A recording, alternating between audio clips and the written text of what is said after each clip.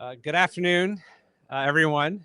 Welcome to the first Wednesday seminar of the new academic year. It's a real pleasure to be back and to be hosting the Wednesday seminar. So before I introduce our speaker, I wanted to just review kind of roughly how I run the seminar. It may have been run differently last year. I don't know. And we have a lot of new people in the audience. I figure just actually describing the norm of the seminar is much better than having you figure it out for the next week. So basically, this is how it goes. We'll have a speaker. They will give a talk. At the end of the talk, I will ask people to raise their hands if they want a question. So we kind of try to get a bunch of hands in the beginning. I'll then keep a list. I will work through that list during the course of the Q&A period. If you didn't raise your hand at the beginning, that's fine. Like you don't have to like be ready to go right at the beginning. It's just helpful for me in terms of running the discussion to get as many kind of hands up as possible for people to know they want to ask a question. So you can raise your hand at any point kind of throughout, and I'll add you to the list and I'll work through the list. We do use the two-finger intervention, but we use it sparingly and with precision, right? So in other words, if you want to make a comment on the question that's being asked, or you want to add to it, you can, and it's kind of your question, you can sort of make a two-finger intervention. But if you make a two-finger intervention every week, I will know, and then I will ban you from making two-finger interventions for the rest of the academic year. So it's not a way to like jump the queue, which has happened in the past. It's simply a way to kind of, contribute to the discussion. So we're also open to two-finger interventions as the Q&A goes on. So that's kind of how things work. Our setup here is a little different than before, although it's not different for those of you who were here last year, which means like when you raise your hand, please raise it high so that I can see it, which means like this is not raising your hand, this is raising your hand. And I'll kind of look at you or nod or wink or something to indicate that, make eye contact that I've got you down the list, and then I'll move on. So that's kind of how the seminar will proceed. So with all of that out of the way, I'm delighted to introduce Kathleen Powers, who's an associate professor of government from Dartmouth College. She studies foreign policy, public opinion, and international security, focusing on sort of theories and concepts from psychology. And a lot of her work examines how nationalism and values shape foreign policy public opinion. She also has significant interest in better understanding motives in international conflict. She's the author of an award-winning book published in 2023, is that correct? 2022, Nationalisms in International Politics from Princeton University Press, which won the International Political Psychology's 2023 David O. Sears Award for the best book on the psychology of mass politics. Her research has appeared in many other highly respected outlets, including the American Journal of Political Science, Foreign Policy Analysis, International Studies Quarterly, Journal of Conflict Resolution, among many others. So Kathleen, we're really delighted to have you with us here today and can't wait to hear your talk on motives in territorial conflict. Thank you.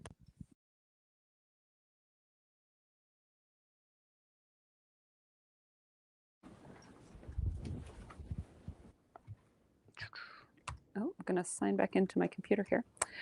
So thanks again, Taylor, for that incredibly kind introduction. I think this is like the first time that somebody introduced me as an associate professor, so that was deeply gratifying.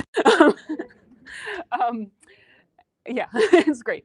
So the title of my talk today is Motives in Territorial Conflicts, Competition or Valuing the Land Itself.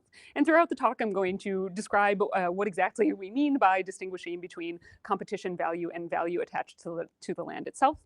But first, I'd like to just emphasize that this is co-authored with MIT SSP alum Dan Altman. So, anything that I say that's incorrect, it's entirely his fault. So Dan and I have been working on this project for a little while.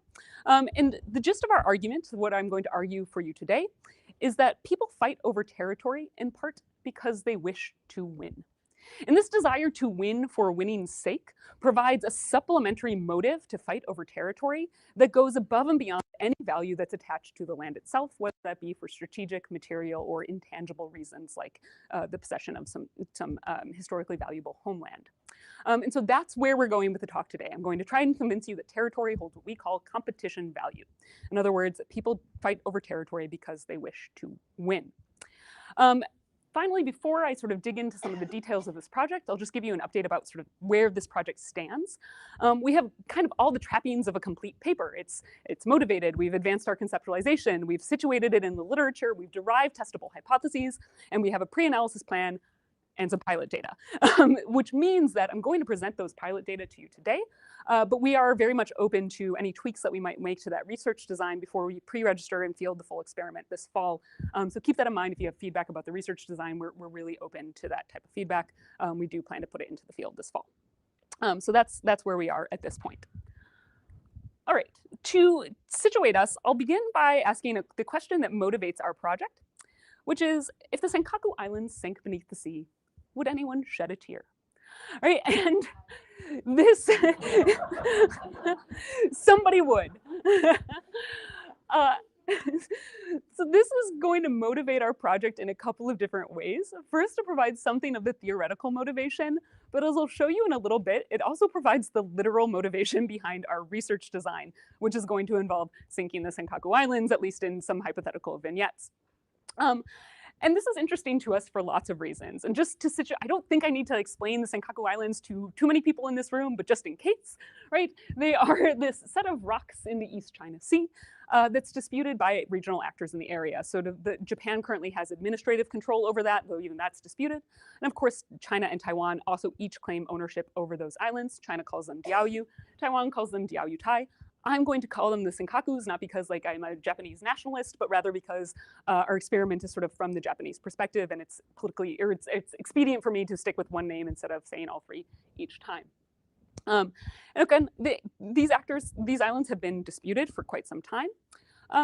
They're small, they're uninhabited, they're largely devoid of material resources. There are some modest fisheries in the area, and as the Japanese government website tells me, there are some rare bird species that populate the islands that they seem to care about quite a lot.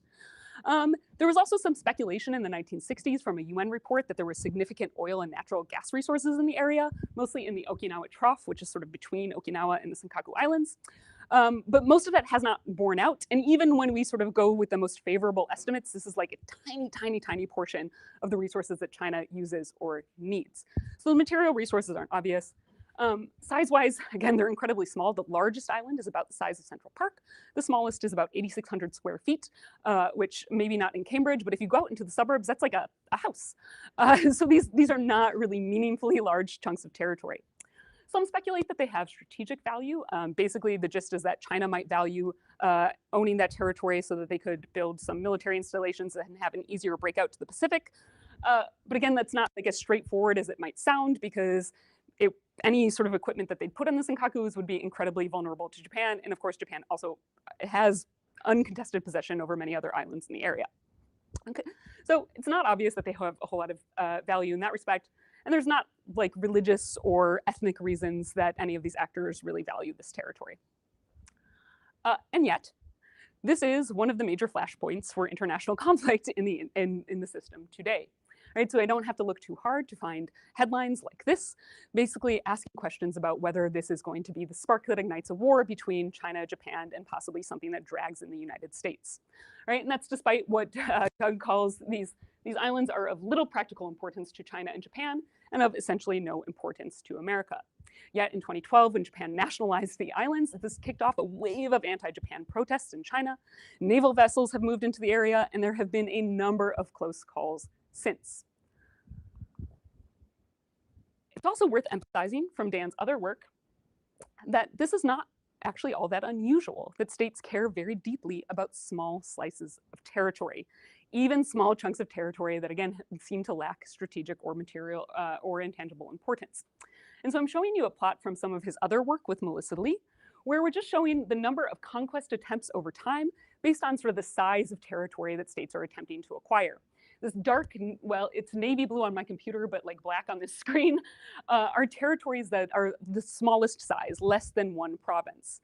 And basically what we're showing, or what Dan and Melissa were showing in this other work, is that this is the predominant form of conquest in modern international politics. And it is responsible for a pretty large portion of interstate wars since 1945. Right, so these seizures of small chunks of territory are actually incredibly dangerous. And in fact, they're responsible for two of the biggest sources of violent conflict between nuclear armed powers. So the 1999 India-Pakistan war, the Kargil War, and also the 1969 Sino-Soviet conflict over Zhenbao Island, which is like a tiny useless island in a river, right?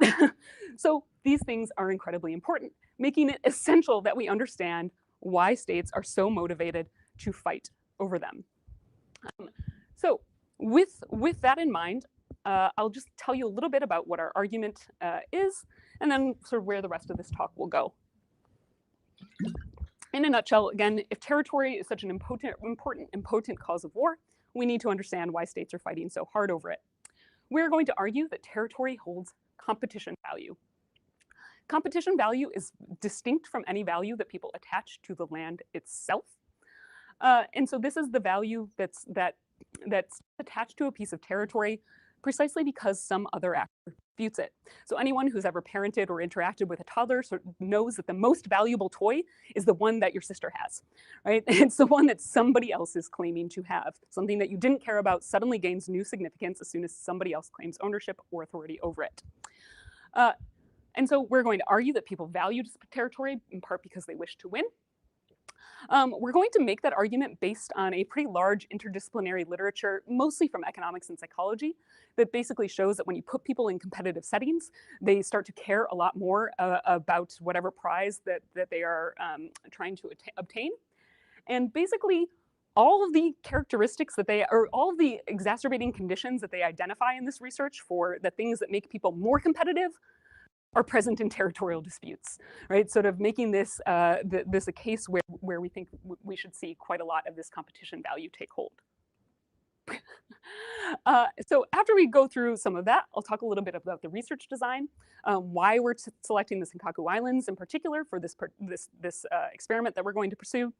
Then I'm going to talk about how we are going to test competition value using an experiment. And the gist of this is that we're going to manipulate different ways that Japan could lose the Senkaku Islands. Basically, they could lose the islands to a competitor if China or Taiwan takes them. Or they could lose the islands in a natural event that causes them to sink beneath the sea. All right, and so we're interested in basically which of those things do people feel worse about? Are you more upset to a competitor, or are you more upset when the islands simply disappear? So I'll present some pilot results that are going to show you that basically people express greater disutility when Japan loses it to a competitor than when they lose the islands in an act of nature. In other words, people will shed more tears when they lose to China than when they lose the Senkaku Islands to a natural event and they simply disappear. So we are not, of course, the first people to ask nor attempt to answer the question about why states value territory so much or why they are motivated to fight for it. And existing answers kind of come into a couple of different buckets that I'll talk about. So generally, we're going to group these all under the rubric of what we call territory value. In other words, this is the value that's attached to the actual physical land, right? The dirt, the rocks, the trees, the valuable bird species. Right? And there's a couple different reasons that people have proposed that states care and fight about territory. One is that it's human nature, right? We're evolutionary predisposed to be attached to land. It's where we build homes, it's where we grow food, it's where we raise children, right? And so we have sort of this territoriality by nature, and so we're much more likely to fight and compete so that we can have all those things that are useful for us evolutionarily. Others sort of look at variable features of territory to figure out which territory states fight over more often. Now, on one hand, you could look at the tangible value of that territory. So this is anything that's sort of materially or strategically useful. So think like natural resources. States fight over oil-rich territory often. It could be because of, there's productive capacity in the territory. Or it could also be the strategic location, right? Israel and Syria fight over the Golan Heights in part because it's strategically useful to have the high ground. Others talk about intangible value, like the degree to which the territory is attached to the homeland, right? So many states have a national identity. I like, talking about nationalism. So sometimes we attach that national identity to a physical piece of land. That's what Nadav Shilef and others call the homeland, right? And research shows that states fight harder for territories that they define as part of their homeland than other types of territory. Could be other things like historical possessions or the presence of ethnic kin across a particular border. So all of these are attached again to something about the land itself. And you can kind of summarize these arguments with the following extremely complex sort of causal diagram, whereby the more valuable the piece of territory, the more we compete. We are arguing that we want to flip the causal arrow, right? In other words, we're arguing that the fact of competition, the fact that somebody else disputes the piece of land, actually raises the value that we attach to that territory, right? So competition in some sense precedes that value, inflates the value, and it's separate from any value attached to the land itself. We'll talk about this a little bit more in some of the literature that we root this in, but I'll give you first two examples to provide some intuition for how this works. One is quite personal, and she's going to be delighted that I blast this on YouTube, and the other one's political, so you can pick which one is more intuitive to you. So the first one, the personal one, is I have a sister, and she has elementary school age children, and she loves nothing more than a public school fundraiser. Right? And if you go to a public school fundraiser, at least in California, often one component of this public school fundraiser is that there's a silent auction. Right? And that silent auction works. There's like all of these different things, mostly things that have been donated. And everybody goes around the room and you write down your bid, and whoever has the highest bid at the end of the night gets the thing. And over the years, I've had a number of conversations with her where she'll say, oh yeah, I just got back from the fundraiser and you'll never believe what I won. And she talks about this prize that she won in the silent auction. And when you probe a little deeper, you find out that she paid $500 for a $100 gift certificate to a restaurant that she doesn't enjoy. And she does not care. She gets so much utility over the fact that she beat others to that $100 gift certificate, even though she paid dearly for the cost of having that. This is the dynamic that we're getting at, right? People are paying more for something precisely because they're sort of fueled by the emotional arousal associated with wanting to beat others to the punch. The more politically significant example that we talk a little bit about in the paper is the competition between India and Pakistan over the Siachen Glacier. So up here, sort of this northeast portion of Kashmir. And back when the war ended in 1971, the two sides, India and Pakistan, designed this like line of control, this sort of temporary border of sorts in Kashmir. And they were extremely meticulous about plotting every detail of that line of control, very careful to define Kashmir until they got to about here. And then the agreement said, thence north to the glaciers. Okay, this creates a bit of a gray zone where it's not actually obvious where that line lies. And so as you can imagine, over time, competing claims emerge. They produce different maps. And in 1984, India decides to go ahead and occupy the Siachen Glacier, basically to beat Pakistan to the punch. Now, this was basically uninhabitable territory. And in fact, a lot of the deaths that occur in the Siachen Glacier are due to the altitude sickness that occurs there. They didn't care enough about this land to even bother defining how they would divide it, which kind of suggests that it didn't have all that much intrinsic value at the start. It is now extremely politically significant, but that's because of competition, not necessarily because it had intrinsic value, right? If it had this deep intrinsic value, they might have been a little bit more careful when they were designing the line of control back in the 1970s. All right, so again, these are just examples of the dynamics that we're getting at. Okay, so the formal definition that we have in the paper for competition value, sort of keeping those things in mind, is the additional utility that an actor attaches to an object because another actor disputes that same object. Like I mentioned, we're drawing this from an interdisciplinary research on competition. Again, it's mostly economics and psychology, but it's actually really quite a broad literature on competition. That basically shows that behavior in competitive environments may not only be based on expected monetary outcomes, but also on the utility ascribed to being the winner or loser. People like to win, they don't like to lose, right? And I'll talk a little bit more about what that looks like. This comes up in all sorts of different settings. People call it the desire to win. They talk about the competitive arousal that occurs when you're in competitive settings. They talk about competitive escalation or competitive expansion, where competing over one issue sort of makes you more competitive in other settings. The big gist of it is that people will gain utility out of being winning or losing, and that this shapes their behavior. And this desire to win is a motivation in and of itself. A lot of the research on this comes from economics studies that actually put people in auctions. And kind of what happens is that they'll have some item of known value, like an MIT hoodie, and they'll put people in this room in this little auction setting, and they'll say like, hey, we're really auctioning this off, and these are economists, so there's no deception here. This is what it sells for, and you're going to have this opportunity to bid on it. Like, how much do you think it's worth? And like, what's your max? Like, what's your real maximum amount of this scarce resource that we're going to give you that you'd be willing to pay to acquire this MIT hoodie, versus sort of to have some take-home pay? And people define that, and they're very careful about it.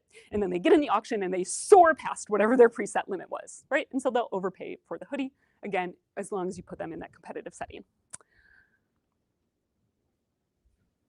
Competition value, like territory value, we treat this as kind of a broad concept, because the idea here is that winning and losing comes with a number of benefits. The key distinction is that those benefits are not attached to the land itself. So we think of this something like the counterpart to sort of issue value. If you look at like the issues approach to international politics, where states are seeking satisfaction on some issue, right? And that's the explanatory variable. Competition value, but issues are highly variable. There's a lot of things that can go on there. Competition value includes lots and lots of different benefits to actors who win. So for example, they might get status from winning, and indeed we know from other research that states who win wars achieve higher status in the international system. And states really don't like losing, and they sort of try to make up for that. Jocelyn Barnhart's research shows us that. They might also gain reputation, right? When you win in an international competition, even if we're sort of still in a fight about whether reputation matters in practice, leaders kind of seem to think it does, right? And so they might care deeply about winning for the sake of shoring up their reputation. You can also get domestic political standing. She's not here, but the brilliant Jiyoung Ko shows us that nationalist publics don't just care about going to war, they care deeply about victory. And so leaders won't go out of their way to fight a war if they can't deliver victory, right? And this is again, part because people wish to win. And those are all should be mostly familiar to IR scholars in this room. But of course, there are also a set of psychological reasons that people like to win. So there's the emotional satisfaction, like my sister gets from winning or losing, right? You feel good when you win. And indeed, neuroscience research shows us that the same receptors that are associated with pleasure and pain light up when we are winning or losing, right? We seem to feel real pleasure when we win versus real pain when we lose. And there's also individual self-esteem, right? So it's not just I want others to sort of recognize my excellence that you might think of with respect to status, but it's just like I want to feel good about myself, and I feel better about myself when I lose or win, and I feel worse about myself when I lose. So we distinguish competition value from territory value in a couple of different ways. And again, I've mostly said this, but just to reiterate. When we talk about competition value, we're not talking about sincerely treasuring the land, right? As much as people care about the birds and senkakus, right? We're talking about the degree that they attach to winning or losing. It's not rooted in any particular characteristics of the land, right? So you can gain benefits from winning or losing land of any type, regardless of the resources, stuff that is materially valuable or land that is not. And it is inherently social, right? It's rooted in social interactions with competitors. Whereas if you sincerely treasure the land itself, it kind of doesn't matter whether or not there are other actors involved in claiming that piece of territory. Okay, so a couple of things before I get to the research design. I mentioned early on in this presentation that the competition value literature identifies a whole bunch of factors that exacerbate competition. Right? And what's interesting to us is that these are incredibly pervasive in territorial disputes. The first 6 that I have up on the screen, we'd argue are actually ubiquitous in territorial disputes. In other words, territorial disputes have all of these things, right? Again, suggesting that competition value should be quite salient. That doesn't mean that we think competition value only applies to territorial disputes. It's just that we think territorial disputes are inherently interesting, given their status as a cause of war, and that they sort of happen to have all of these characteristics. So a couple of the conditions that exacerbate competition.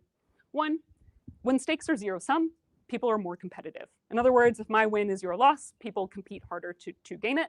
And in territorial disputes, that's simply how it works. We're drawing literal lines in the sand. So we have very few instances where states are establishing like joint control over a disputed territory. In fact, it's zero-sum. When gains and losses are unambiguous, in other words, when you can't claim a sort of win-win outcome which you might often do, states can do when it comes to like trade agreements, for example. They can claim win-win outcomes. Whether or not other observers would agree to that is a different question, but they can sort of pitch it to their domestic audiences. In territorial disputes, again, it's pretty unambiguous who gets what, again, because you're drawing literal lines in the sand. If it's on a dimension that's super important to your self-image, going back to that psychological portion of this, the self-esteem that you gain from winning or that you lose from losing, people care more about certain types of competitions. So if any of you want to challenge me to like who can complete the New York Times crossword puzzle on Saturday the fastest, I'm going to be very dedicated to winning. I care a lot about that, and I feel really confident in my abilities. And I would feel bad about myself if I lost. You want to challenge me to a pool or table tennis? Whatevs. Right? Like, this is not all that important. Well, territory is fundamental to what states are, right? It's how they define themselves. States spend a good portion, like leaders are constantly defending territory. So we would argue that this is really quite salient. And of course, when we're talking about territorial conflict, opponents are identifiable, familiar, and you can't really hide a territorial dispute. There's always an audience. And again, these are all features that when you sort of manipulate them in experimental auction settings can exacerbate or mitigate competitiveness. For example, if you've ever participated in like a road race, there's empirical evidence that people speed up when they pass an audience, right? And territorial disputes are always taking place in front of both domestic and international audiences. These other factors are all things that we think are maybe not ubiquitous in territorial disputes, but are quite common. So for example, the smaller the number of competitors, the more we care about winning. And this is in part because like if you have a huge number of competitors, you can kind of fade into the crowd, right? But if you're facing a single opponent, competition increases, and most territorial disputes are bilateral. Incidentally, not the one I'll be talking about in the research design, but that's kind of how it goes. People compete harder when you're talking about a recognized standard, so you care more about winning the bronze medal at the Olympics than you do about winning 4th place, right? Because it's sort of a recognized standard. And in territorial conflict, most often the recognized standard is just whatever the territorial status quo is. We also know that high testosterone and acute time pressure exacerbate competition, and men are often making crisis decisions when it comes to territorial disputes, so those are often going to apply. When the opponent is similar, like maybe they have done just as many crossword puzzles as me, I care more about beating them, right, compared to someone who is far above you or far below you. And geographical proximity or sort of intergroup relations can also exacerbate competition. You can imagine how these are going to be salient in a lot of international politics. And the most important, and the one that we are going to attempt to actually manipulate in the experiment, is rivalry. Sort of a history of rivalry. Sort of the same person that you're racing against over and over again makes you more competitive. And in territorial conflict, again, we're often observing territorial conflict in the context of long-term rivalries, like between China and Japan over the Senkaku or Diaoyu Islands. So all of these things, again, are going to exacerbate competition. And we are going to use that to our advantage, just to say that we expect competition value to be quite high in territorial disputes. I should add that with respect to rivalry, again, there's like really cool neuroscience research showing that people like derive immense satisfaction when they watch their rival lose, even when it's to like a neutral team. So I was at APSA last weekend and a friend said, oh, hey, like, do you have any interest in watching the Eagles game? I was like, no, I don't really care. Who are they playing? They said the Packers. I was like, die, go Eagles. I'm a lifelong Bears fan, right? Suddenly I cared very deeply about that. That's what we expect in the context of rivalries. Okay, so from all of this, we derive a couple of testable hypotheses. The first is the most important for our purposes, which is how we are going to attempt to actually identify competition value. Our argument here is that losing territory to a competitor is going to elicit greater disutility than losing that territory to an active nature. We are talking about disutility here instead of utility, even though sort of I have identified competition value in the affirmative before. And that's mostly because it's sort of more tractable for research design to talk about losing territory than acquiring new territory. And here we're just talking about the degree to which someone views an outcome as harmful or detrimental. In other words, the degree to which they don't like the outcome where they lose the territory. So again, we're going to anticipate that people shed more tears following a competition loss than a natural loss. The second thing that we're going to test is this hypothesis about rivalry. So I mentioned on the previous slide that rivalry exacerbates competition. And we selected the Senkaku Islands in part because it happens to have this convenient property where Japan disputes the territory with a rival, China, and with a non-rival, Taiwan. And so we can actually assess whether or not they derive more pain when they lose to China versus Taiwan. Now, I should emphasize that we do anticipate that losing to China is still going to elicit like greater disutility because, again, it's a competitive loss. It's a loss to another actor. But our hypothesis is that that experienced disutility is going to be greater when they lose to China. It's going to be exacerbated by that rivalry effect. And spoiler alert, that is not what we are going to find, but we're quite surprised by that. Our second hypothesis here is sort of a unique test of a territory value plus. And basically, because we've developed this research design where we're going to sync the Senkaku Islands and see how people react to that, we can also compare that to a baseline situation where it's just the status quo, right? Everything exists as it does today, where there is this dispute, Japan maintains administrative control, yada, yada, yada. And so we want to know basically how people react to that. Are they shedding tears when the Senkaku Islands sink beneath the sea? And now on one hand, you might say, well, of course, right? You're losing a piece of territory, even if it has only a modicum of tangible or intangible value, that's still going to be experienced as disutility. It's a loss. On the other hand, if the Senkaku Islands sink beneath the sea, that ends this dispute. There is no longer a territorial dispute between Japan and China, and you can imagine some positive utility associated with that people might experience. And so basically what we're testing here is whether the amount of territory value that people attach to the land is sort of sufficient to offset the positive gains that you get from ending the dispute. So it's a kind of multifaceted measure that we have here. Okay, so that is what we are seeking to test. I'll talk through the experiment design. I know this is a lot of things, but I promise I'll sort of go through them carefully. We are testing this argument in a sample of Japanese adults. In our pretest, we had about 1,300 people in the pilot. So it's a surprisingly large pilot, which hopefully helps with some of the inferences and design that will change. And again, we selected this for a couple of reasons. One is the convenient property that it's in dispute with a rival and a non-rival. It's also a salient political conflict, right? So we expect that the public has some baseline level of awareness about the dispute. And it's much easier to do public opinion surveys in Japan than some other places that are also sort of territorial conflicts. In general, I think the Spratly Islands was the only other case that we identified that has like similar properties, but so we chose one of those two. And we chose to field it in Japan instead of China or Taiwan, precisely because Japan has at least administrative control over the island, so it's easier to talk about them losing it than the other actors in the dispute. So that's the scenario. And when we develop this experiment, we first give them some very basic information about the Senkaku Islands. This is all just kind of dry factual information about the dispute. We tell them that the Senkaku Islands have been Japanese territory since the 1800s. This is adopting a Japanese perspective, so other actors might dispute that, but that's what Japan claims. And that both China and Taiwan have challenged Japan's sovereignty and continue to claim the islands. We also tell them, again, as a matter of fact, that no one resides on these small islands and no soldiers are stationed there. This part is really important. We don't go out of our way to talk about the material value of the land, but we want this to be a bloodless loss. And so reminding them of the true fact that there is nobody on these islands is actually quite important. Okay, so after that is when our manipulation comes in, and we measure some pre-treatment stuff as well, and I'm happy to talk about in the Q&A. But after that, we randomly assign people to one of 6 different conditions. One is going to be a baseline that I'll show you in a little bit, where nothing changes. We just sort of remind them of the status quo. And the other is a natural loss. And then there are 4 different competitive loss scenarios.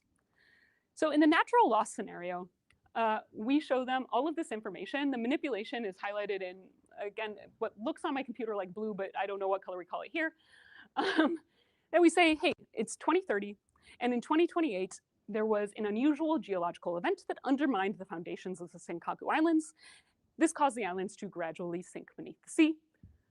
Japan lost the islands. Right, so a very clear summary statement saying they're gone, right? It's over. They have disappeared beneath the sea. We deliberately did not use like the word earthquake in here because there's a very salient potential earthquake, a fault in Japan that would have catastrophic consequences, and so we were advised to avoid using the word earthquake. So that's why it's sort of unusual geological phenomenon. And then we give them some additional information.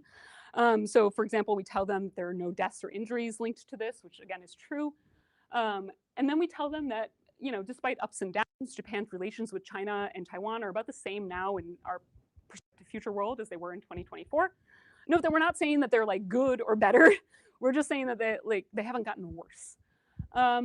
We also remind them that neither China nor Taiwan claims the Ryukyu Islands or any other Japanese territory, and no country in our future timeline has established new bases, right? Trying to damp down any expectations about escalation that might emerge. And finally, we elect a new prime minister. So part of the reason we set this in 2030 is to align with the Japanese election calendar. Okay, so that's the natural loss, right? They disappear. In the competitive loss, we have a couple of different versions of this. So the first two versions are two different forms, two different seizures, where either China or Taiwan seizes the islands, right? Everything after that first bullet point, though, remains the same, where you remind them, again, in short, succinct text, that Japan lost the islands, and that relations have basically been the same despite ups and downs, right? And again, this is a bloodless seizure, right? So we remind them that there have been no deaths nor injuries. So this is the one version of it.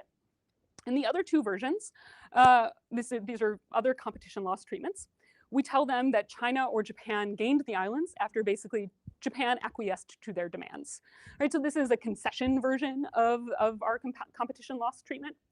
And we included these two different versions of competition loss basically to address the fact that the seizure might raise escalation concerns to a greater extent, but we think that should be less so when Japan is actually conceding the islands. We also think the two things signal very different things about the material value of the islands. So on one hand, Japan or China or Taiwan seizing the islands might signal that the islands have more material or strategic value, and so they would update their perceptions about that. However, if Japan concedes the islands, it sort of signals the opposite, that actually they have less value. So we expect effects in the same direction, and we don't have any a priori expectations about the relative size of those effects. We merely include them to sort of cover our bases on some potential alternative explanations with different competition loss. In the baseline, we show them the same information. In the pretest, this first bullet where I say Japan has not lost the islands, that was not part of our pretest. We would like to add that into our full test, so I put it up there in brackets just to sort of alert you to that. But otherwise, everything's going to be the same in the baseline scenario.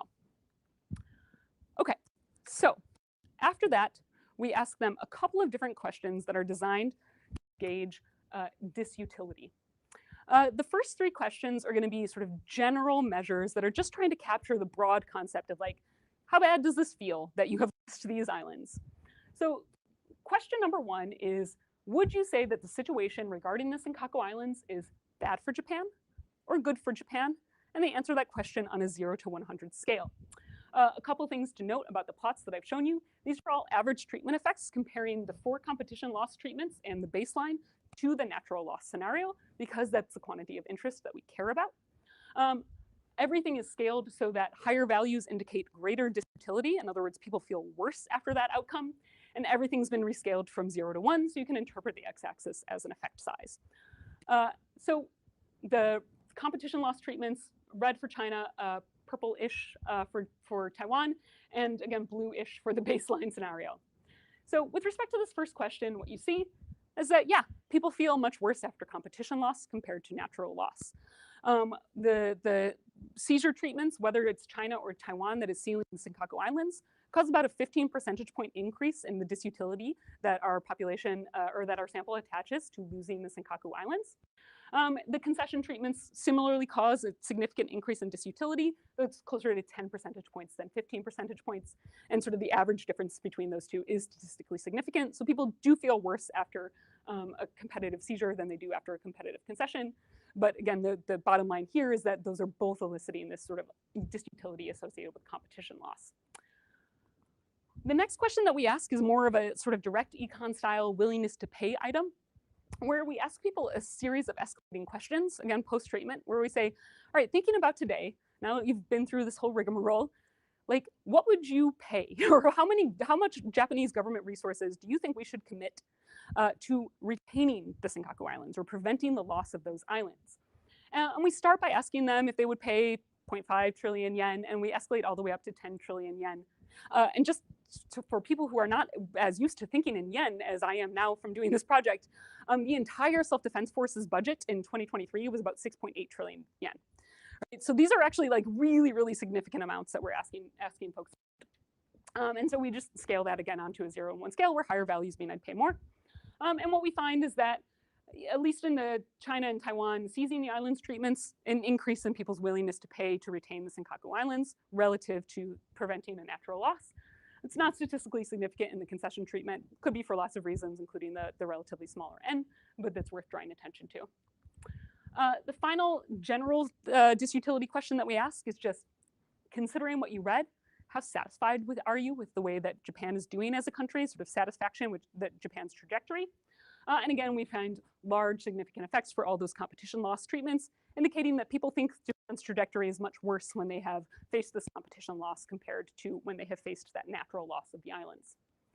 So across these disutility measures, again, on a pretest, it's not pre-registered, although you can find all the versions of our pre-analysis plan being very clear out in the wild.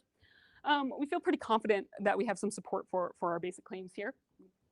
When it comes to rivalry, what you might notice is that the red and purple-ish dots and lines are pretty similar. In other words, we're not finding a lot of evidence that people respond differently when China takes the islands than when Taiwan takes the islands. The only place where we find something like a greater effect for rivalry is when China seizes the islands, and on the sort of dissatisfaction with Japan's trajectory. That is not enough to draw a confident inference that rivalry is actually enhancing the disutility associated with competition loss. And so that is worth drawing attention to.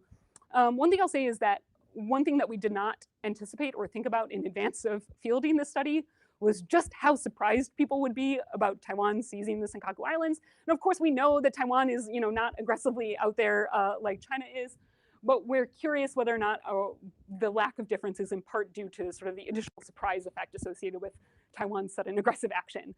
People really, really did not find it plausible that Taiwan would seize the islands, though for what it's worth, we asked a pre-treatment question about that, and it didn't moderate the treatment effects. So we're still unpacking that, but we welcome feedback. The other thing that I think we both agree was pretty surprising is that you might notice that these blue dots have confidence intervals that overlap 0. In other words, people don't actually shed a whole lot of tears when the Senkaku Islands sink beneath the sea compared to the baseline status quo.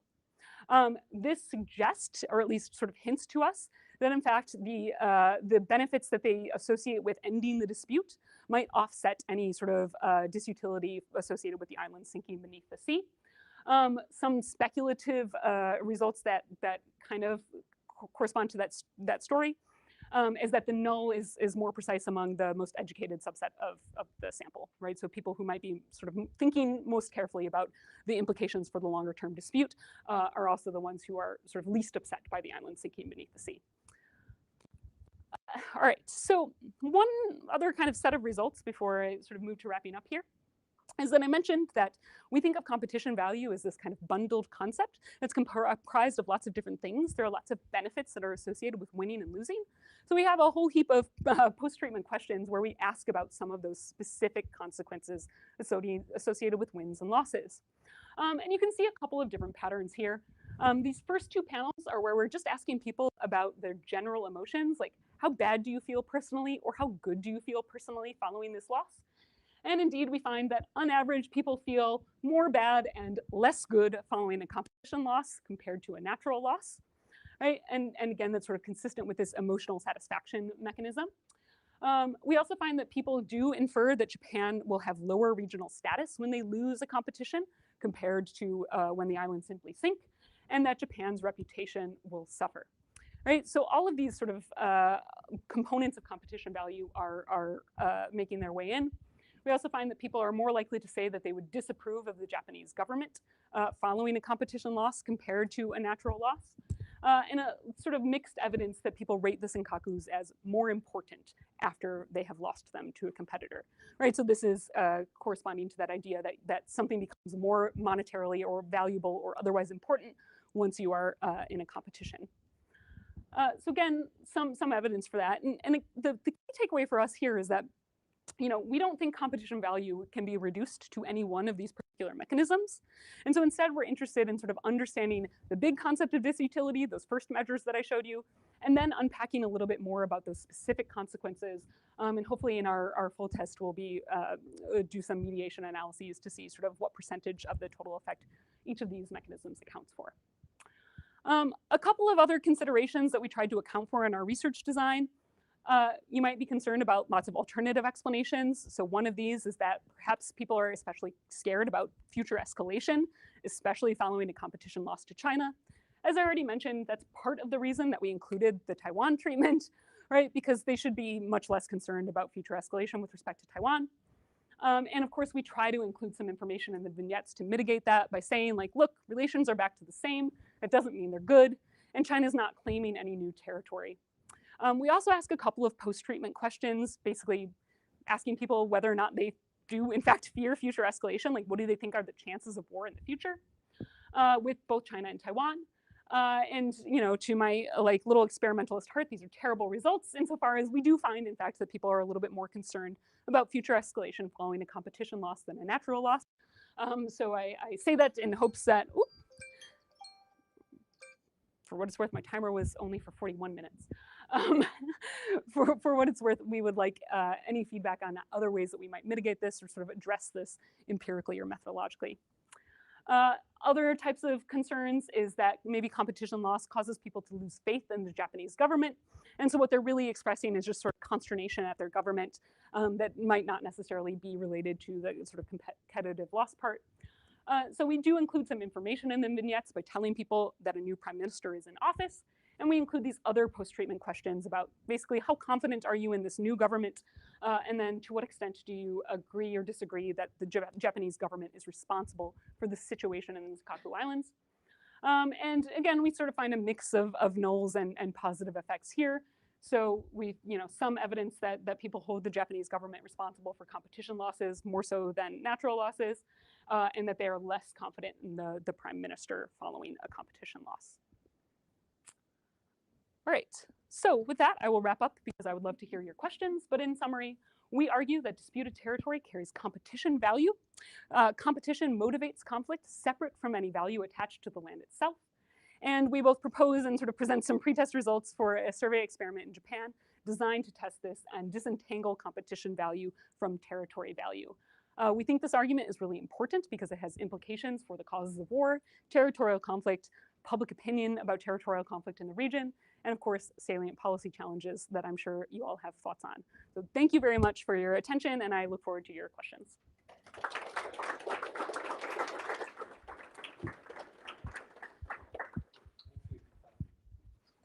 Thank you. So questions, please keep your hands up. Dr. Maria, I saw you first, and you get the first shot. Okay, and I've got the three in the back. And okay, Maria, go ahead. Oh, I guess you need the microphone in a minute. Hold on a second. No, I can shout loud enough, I think. For YouTube? Just a second. So.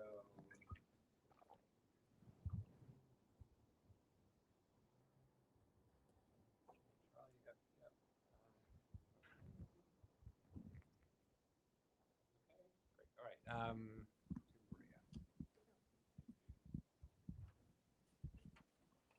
Thank you very much for your paper. Very cool setup. I guess my question is about the temporal aspects of the argument. So is the additional utility derived from the competition or from the winning itself? It seems to me that the literature you presented was focused very much on the winning, and the experiment is set up to focus on the winning or the losing, but the argument is focused on the competition. And so I guess my question is, if it's the competition that's important, then why would we care about the winning or the losing itself if it's the sustained competition that matters to us? And that sort of seems to match the empirical situation, because 50 years without winning or losing seems like no one's getting that dopamine hit. And if the focus is on the actual winning, then I guess the question is, well, what has sustained the competition for all of these years? Amazing question. Thank you. Thank you so much for coming to the talk.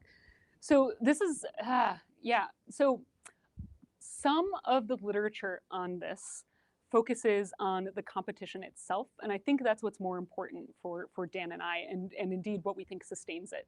So often when you talk about when scholars talk about this behavior in auction settings or other competitions, they're less discussing the dopamine hit that you get from winning and more the anticipated dopamine hit, right? So it's often discussed as the desire to win and the fear of losing rather than the actual effect. And indeed, like psychology shows us that we're really bad at anticipating just how good winning will feel. And so what drives us and what drives our competitive behavior is our belief that it will carry these benefits. And so that's more the dynamic that I think is going on here, and I think would speak to this question about like, well, what's sustaining these competitions? Like, it's this belief that it's going to feel really, really good when I finally achieve the desired outcome that I care about. Great. So, Nina Miller, you're conveniently close to the microphone. Thank you so much. This is such an interesting argument, and I find like the psychological dimension really intriguing. And it jumped out to me that you sort of in your theoretical background talked a lot about the utility of winning, but then the experimental setup is focusing on the disutility. And so I wonder if you could talk some about whether or not this is kind of a symmetrical approach that we see on both sides, that utility and disutility are really just the exact inverse of each other, or is there something distinct about disutility? I'm thinking in particular about like loss aversion, that we really, really value things when we have them and really, really are averse to letting them go. And particularly as it ties into sort of a causes of war argument, like when do territorial disputes kind of spark into a war? Is it because one side sees the territory as having a sort of territorial value and the side that's holding on to it just is seeing this competition value? Does it matter if, do they both have to have a competition value? And yeah, just that inherent difference between like not wanting to lose versus wanting to win. Thank you. Amazing. So yeah, this is a really great question. And again, I'll just mention this by way of sort of introducing some of the challenges that exist in the literature that I've read a lot of. Like economists and psychologists have been trying to figure out whether it's desire to win versus fear of losing. And I think like on balance, they're more convinced that people are motivated by a fear of losing, but like it's a sort of nice edge. So yeah, I don't entirely know if it is symmetrical, and so that's a really, really good question. My speculation would be that it is asymmetrical, and that in fact we're more motivated by the fear of losing than the actual desire to win. But I don't have like a good empirical foundation for that claim, other than, as you pointed out, sort of prospect theory sort of contributing to that. We have talked about a potential additional experiment. Japan has like some really far-flung islands in the Pacific that we thought could be useful for designing an experiment where we sort of tell people that Japan newly acquired this piece of territory. But we think that might be a separate paper. And then maybe we could have a good empirical answer to that question. Thank you. So, Nina, if you could pass the microphone at the back to Tomo. I'd like to thank you for focusing on the Senkaku Islands. I was one of the last group of people who flew over the islands in 2012, just before that the Japanese government purchased the islands from Mr. Kurihara. My question is, you didn't mention anything about the International Court of Justice. Is there any way to elevate the status and authority of International Court of Justice over the territorial disputes? Ooh. Okay. So I think I'm like insufficiently expert in international law to know whether or not that's sort of practically plausible to elevate the status of the ICJ. My speculation would be that China would object to that pretty forcefully in a way that would make it quite difficult.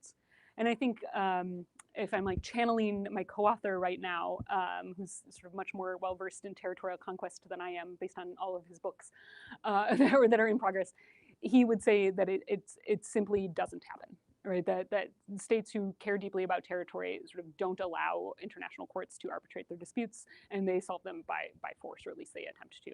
Now, again, maybe there are some sort of nice edge cases where that does happen, but my speculation would be that it would be hard to convince parties to allow that arbitration to occur.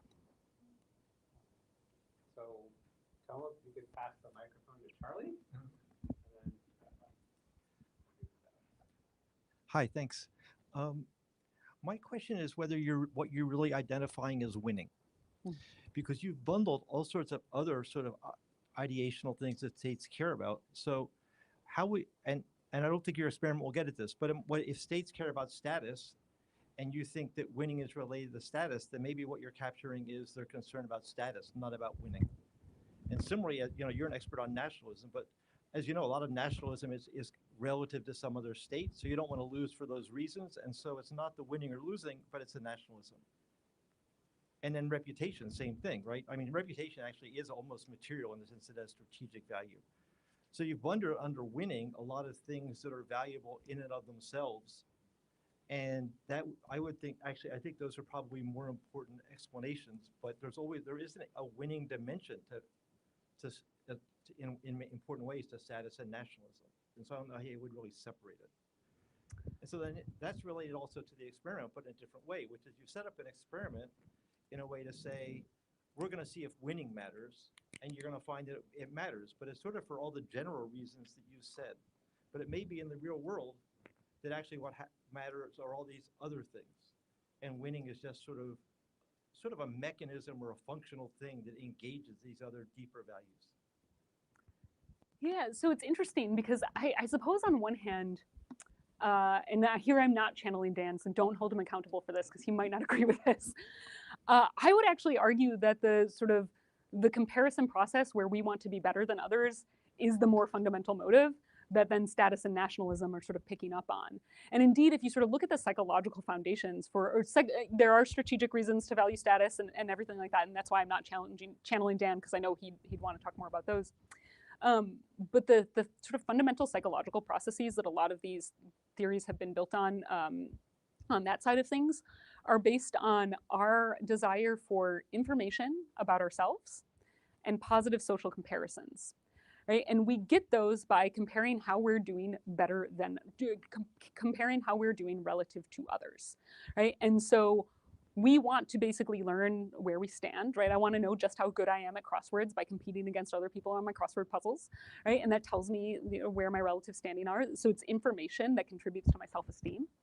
But it's also the case that I want positive social comparisons, right? I feel really good when I can get some data that tells me that I am better than others on some sort of competitive dimension, that I have higher status, that I'm more resolved, that my group is superior to others, right? Nationalism is inherently competitive insofar as it implies a sense of superiority.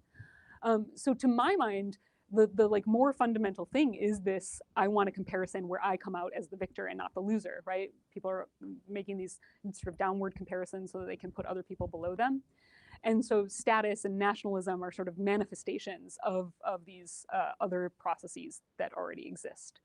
So to my mind, there might be the more fundamental part that is an undercurrent of all these things are those social comparisons and the sort of individual level self-esteem.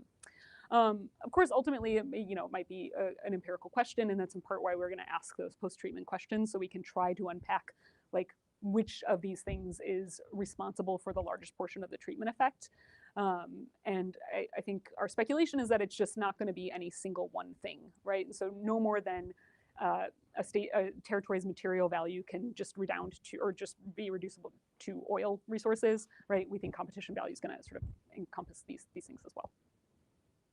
Charlie, can you pass the microphone up, please? Or whoever has the microphone.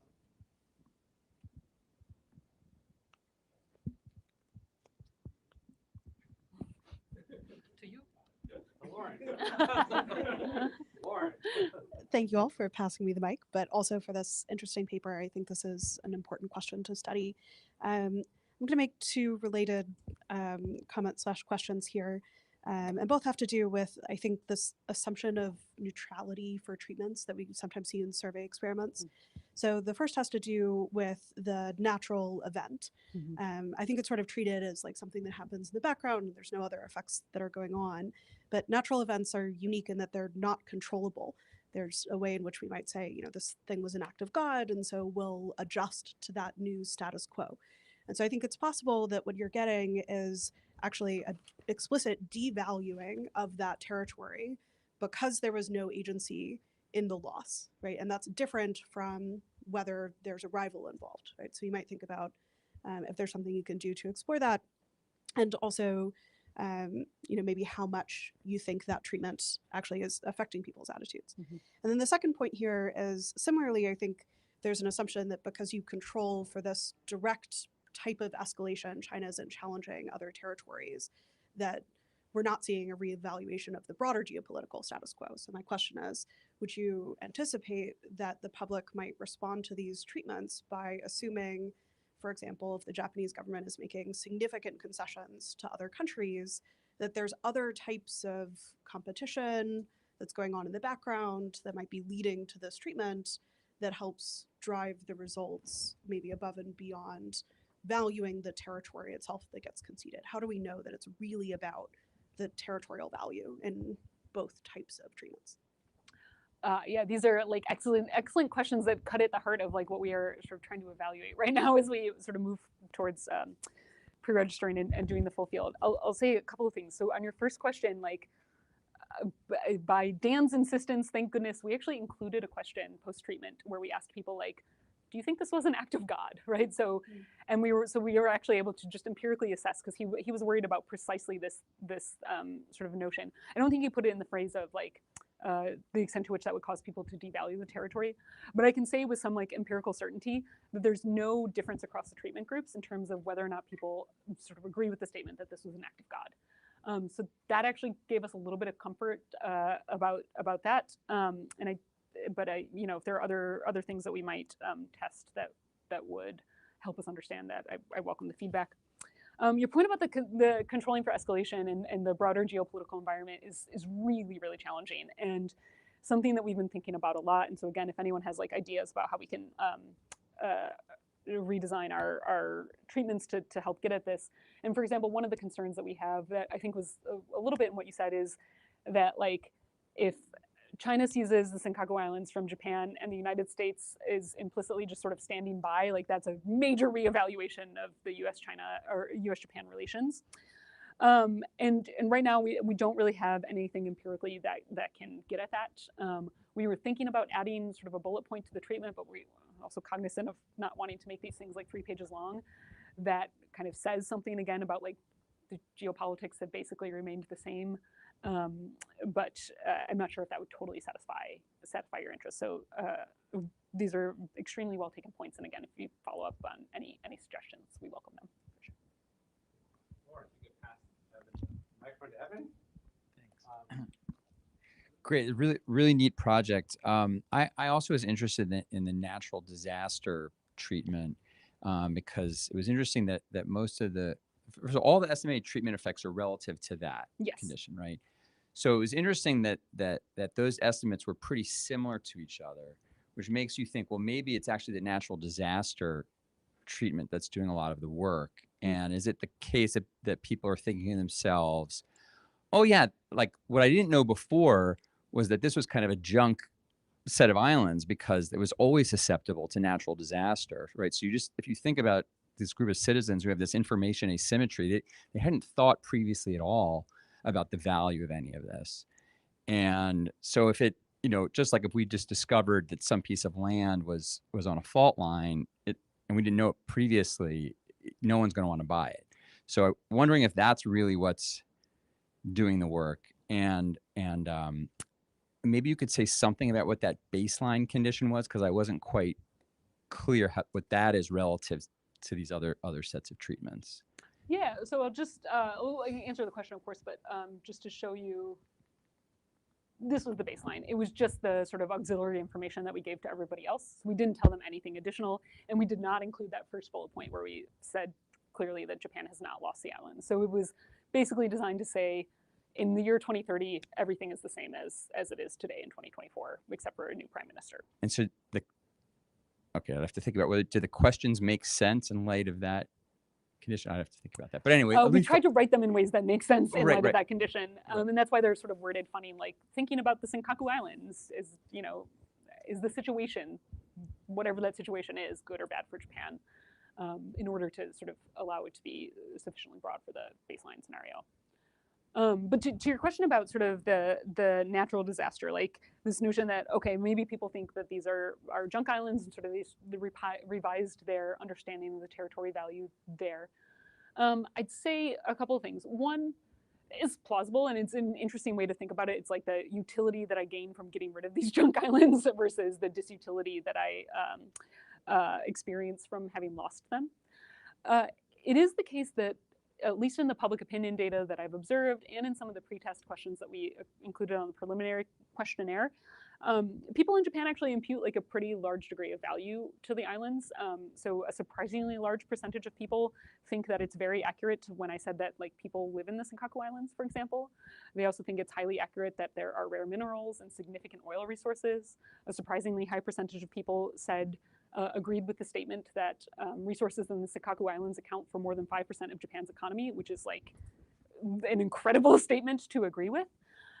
So there does seem to be a degree to which their prior views are not consistent with the idea that they conceive of them as. Or just relative to then saying, oh, these other places want this, so that's a new piece of information. I didn't realize how valuable they were. Yeah, and that's like, I think we have some post-treatment questions that I haven't analyzed that I could sort of unpack this, but I suppose our hope is that like the variety of treatment sort of cancels out some of these effects, right? Insofar as, the China and Taiwan wanting them suggests more material value, Japan being willing to concede them suggests less material value, susceptibility to geological phenomena maybe suggests less material value, but yeah, we might be able to unpack that in a more satisfying way. So I'm going to take a look at that. Great. Hi. So my question kind of follows on two lines. One is this natural disaster line that we've been talking about, and the second is Maria's first question about whether it is competition mechanism or winning mechanism, and you mentioned competition mechanism.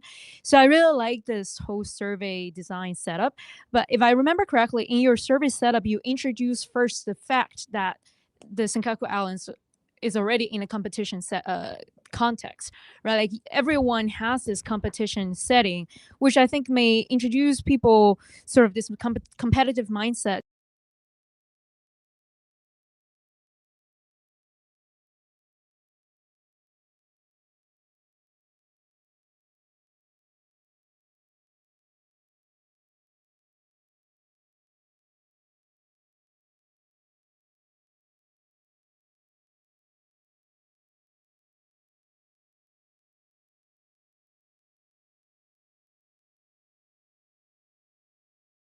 Due to natural disaster or nothing happened, and consider that as a baseline instead of all of the outside priming about Senkaku Island and what that means to the survey takers.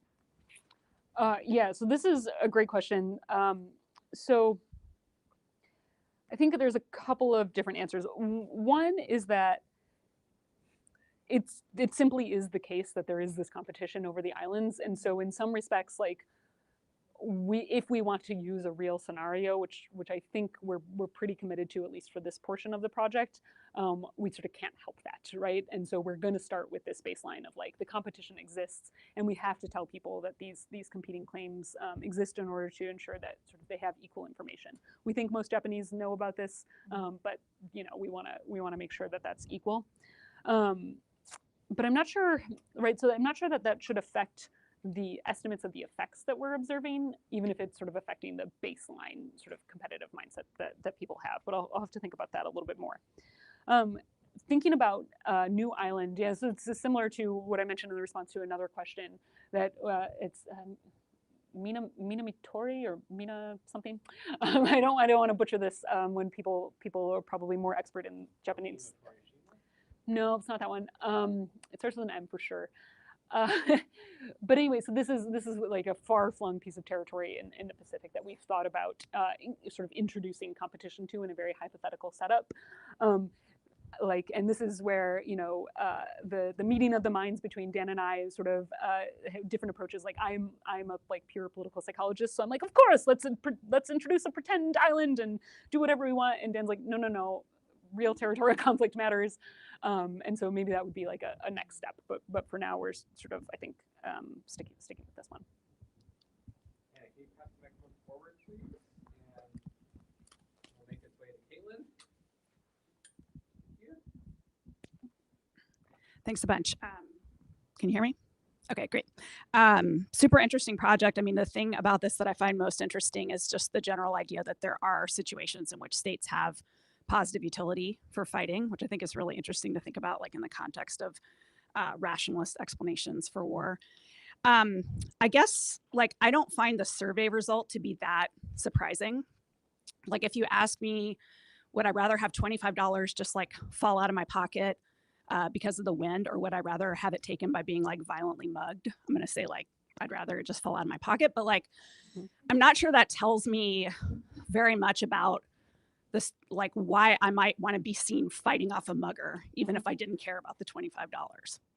Right. And so like, I think to know why I care about being seen fighting off the mugger, even though I don't care about the $25, I think that's more of like a theoretical question. And I think people are pushing you to develop the idea of competition value more. Right now, there's sort of like a laundry list of reasons that there might be positive utility to competing or fighting. And if I'm understanding the paper right, it's sort of like, yeah, these are usually present. But a lot of the things you listed, they vary in different disputes, right? And like some are third image things about like having a reputation for fighting or signaling to a third party or signaling to the rival. Some are domestic things that would vary with institutions and regime type. And then some of them are just like straight cognitive ones that would vary with like first image factors, and they'd be different, right? And so like, I think it would be really interesting to, if we want to understand like when and why these kinds of fights actually happen, to maybe tease some of those out and actually think about when and where they vary, because that's what's actually going to tell us, that's what would be predictive of like, when are we actually going to get territorial conflict over territory that doesn't matter? Like, when would there be positive utility? Which I think right now, this doesn't necessarily speak to as directly as maybe the project could. Yeah, that's an incredible set of points, and I think the final point that you made is especially important, right? So like, if we want to make the next step that says sort of what are the conditions under which we can expect something like fighting over these rocks in the East China Sea, right? Then we want to actually have a little bit more clarity on some of the mechanisms. And I think that's correct, and I think that's something that we would like to do eventually. But I'd say again that like, I think for the sort of very first step in this project, simply identifying that there might be something that is akin to that we call competition value is like a good first step, right? So you might consider this like the difference between saying, states fight over resources versus, okay, now we can actually understand like, well, which states fight over oil, which states are fighting over other types of resources. And so I could imagine a version of that. I'm like trying to figure out how I would design an experiment to do that. Of course, that might not be the best approach, but yeah, I agree that actually unpacking some of these in more detail is something worthwhile. And we've been like grappling with some of this conceptualization stuff all summer, so this is really, really useful feedback. Also, just now that I have the microphone, I can say something. But also, right, you can think about the fact that I think the majority of territorial disputes never escalate to armed conflict. And so if you have this competition value dynamic, why does it not seem to create more war? Even though many wars are over territory, right? Many of the territorial disputes themselves actually fizzle or get agreed upon in some way that actually goes against this idea of competition value, in a broader sense. You don't have to answer that now, but I just was holding the microphone and I wanted to say it earlier, but it was complicated. So I'm going to pass it over to Eric. So here, I can pass the microphone. Excuse me. Thanks so much. It's really exciting to see a work in progress, right? It's a lot more interesting and fun to engage with. I guess I have 2 quick points. One, I think, follows a bit off of what Caitlin was saying. And I understand, right, that kind of walking through the expected utility calculation is maybe for a future project, right? As you start to think about how leaders weigh the difference between competition value and territorial value. But I think something that would be theoretically useful, at least in this version, is just some broad conception of how the leaders actually value this, right? As they start to think about the expected utility calculation, you don't need to go through it, but what does this actually mean, right? So that's kind of just one big theoretical thing. The second is just a set of really minor research design fixes, right? As you were showing the results, I kept thinking, okay, why are the Taiwan and China results so similar? And I basically said, okay, maybe there's kind of this surprise mechanism versus a rivalry mechanism. And to the extent that you could in the actual survey, right, either just a set of thermometer questions immediately following where you have these different mechanisms and you say like, hey, which of these actually drove things? Or just a free response question that allows you to do some text analysis. But this is super cool. Thanks. That's amazing. And we do have an open-ended free response. It's just we are waiting for an RA with Japanese language proficiency to go through those for us, because otherwise it's meaningless to me. So that might help. All right, thank you very much. Okay, it was fascinating. It was very interesting, and I think it comes from your puzzle of why do Japan and China and Taiwan care so much about these meaningless real estate? And that's a great question. I was very surprised about the competition of China and Taiwan, not really so significant. I know you explained a few, but if you have the best answer why you think it is, that would be good to know. And a couple of like background things for you to help. I'm from Japan, so so in the beginning it started off of being just territory is a territory, period, right? And that was resonating to some in Japan extremely well, but others would say, no, they're just rocks, right? And be just, and then there was the rhetoric, and then I'm sure that these are people that participated are exposed to the same amount. And then it became to standing up firm is important, because a lot of people thought that the engagement and making concession to China was not a good idea. So standing up firm is important. So there's a rhetoric of standing up to firm. And then more recently, this unilateral change to the status quo is the order we have to defend is now being on a narrative, partly because there's a fairly insignificant real estate. So you need to sort of make it bigger to win more support. So with that in mind, maybe, you I don't know how you could factor it in, but that might make concessions more important or competition more important. But this unilateral change to the status quo means they're not exactly maybe trained or educated to think that they're not just the islands what is at stake, right? You could call it competition or real estate, but it could be the salami slicing of another territory. It could be the change of order. So these things, they're exposed to this all the time. So just one thing about you chose the inhabited small islands, and I could understand your reasons, and I agree. I was wondering what happens if it was the habited islands and of people just being wiped out underwater and people being occupied. And Japan has a fairly good experience being occupied by the US. And we thought that we will all be killed, but we weren't. We were actually pretty happy afterwards. So that would be maybe because it's inhabited, it's just loss of something, the islands. But if it was the island that's habited, that goes down with natural disaster or being taken, but still people are living under different conditions, of course. But I wonder what that would say. And partly because Japan is pretty unique as a sample to test the competition piece, because if you do a survey, the World Value Survey, only like less than 10% say they will fight, whereas all the other countries are like up in the 80 and 90.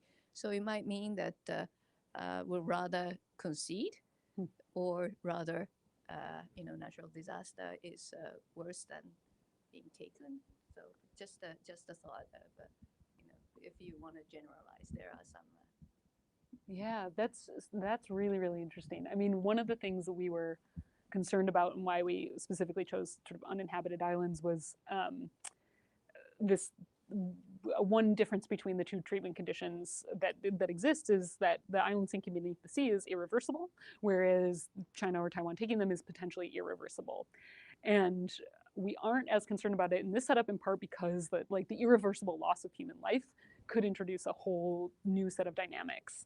Although you're saying in the Japan setting, like actually the sort of occupation might be especially concerning to people due to historical experiences.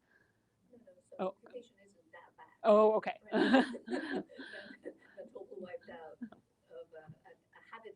Yeah, yeah. So maybe the competition dynamics would work less, or maybe more. I don't know, but that would be interesting. Yeah, I mean, it could, yeah, it could go either direction. No, yeah, because I mean, we would hope to be able to replicate this study in some other settings, including we had a colleague who proposed that we test something like this in Israel, and it's super interesting to us. But again, we're not going to be able to find an uninhabited part that we can simply destroy without causing widespread loss. So we're going to have to grapple with that at some point, and I think that's important.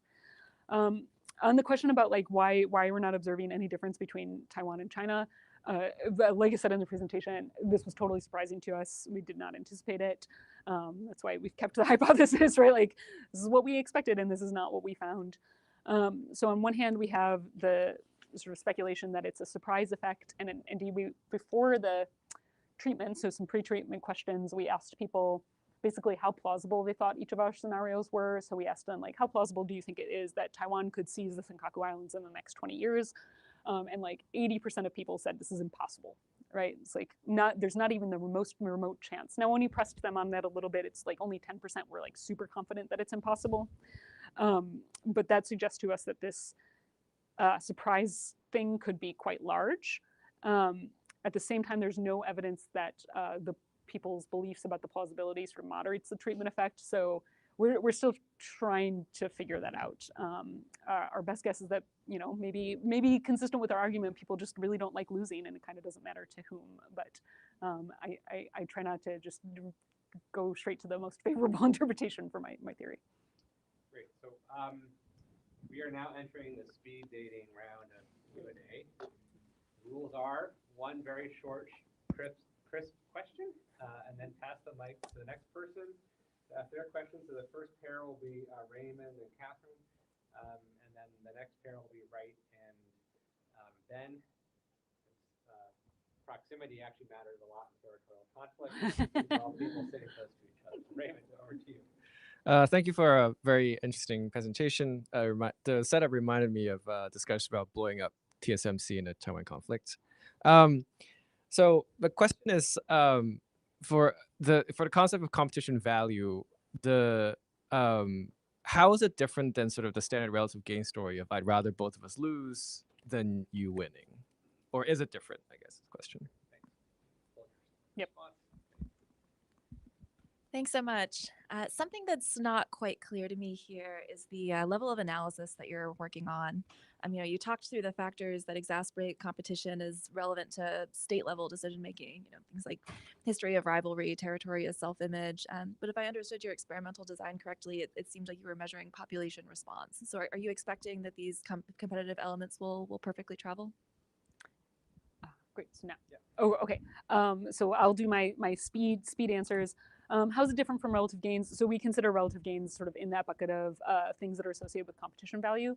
I think for us, the major difference is that we're talking about territories that have sort of only the most limited amount of actual sort of strategic and material gains.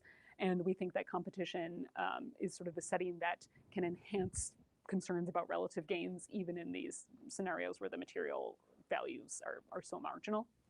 And on the question about levels of analysis, yeah, we're definitely talking about public opinion, the surveys, and we talk about this more in the paper. So we're interested in the public because we think that they're important for lots of reasons, including that leaders sort of care about whether the public sort of responds favorably to victory or unfavorably to defeat, though we also think that we can make reasonable inferences about leaders' behavior based on public samples, based on lots of research that has been done comparing elites and the public. So Ben and Wright. So this is harkening back to something that Nina raised in her question. I was curious for situations where a state maybe has multiple disputes or a dispute where there are multiple reasons for it, how do you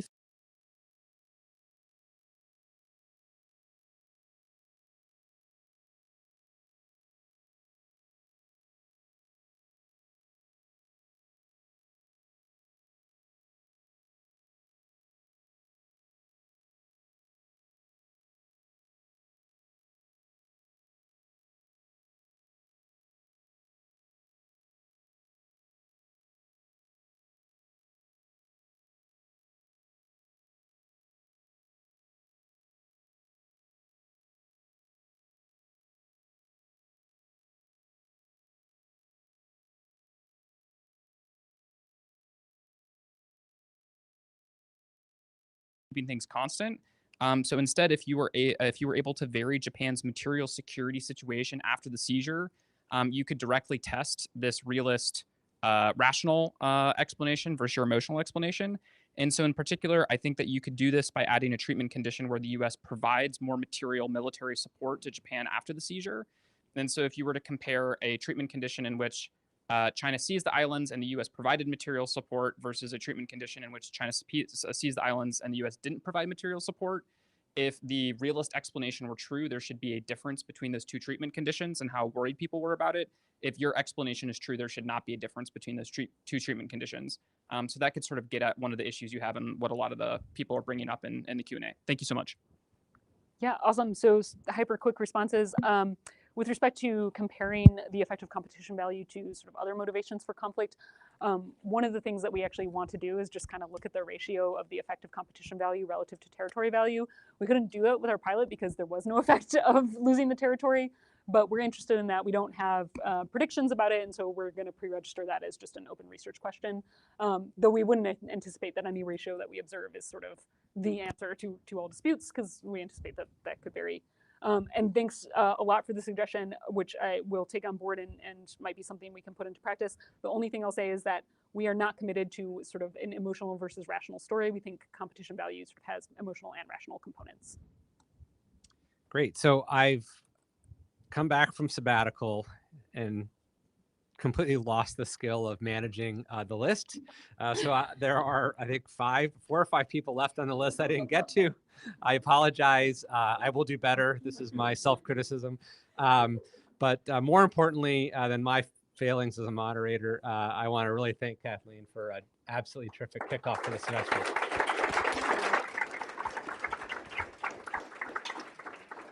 And those of you who didn't get your questions, I'm sure Kathleen would be delighted to receive them in some other way, or perhaps especially by email. So yeah, yes. we're super open to feedback, and thank you so much for all the questions. Again, we're like actively in the process of working hard on research design and conceptualization right now, so this is going to be very useful for us. So thank you.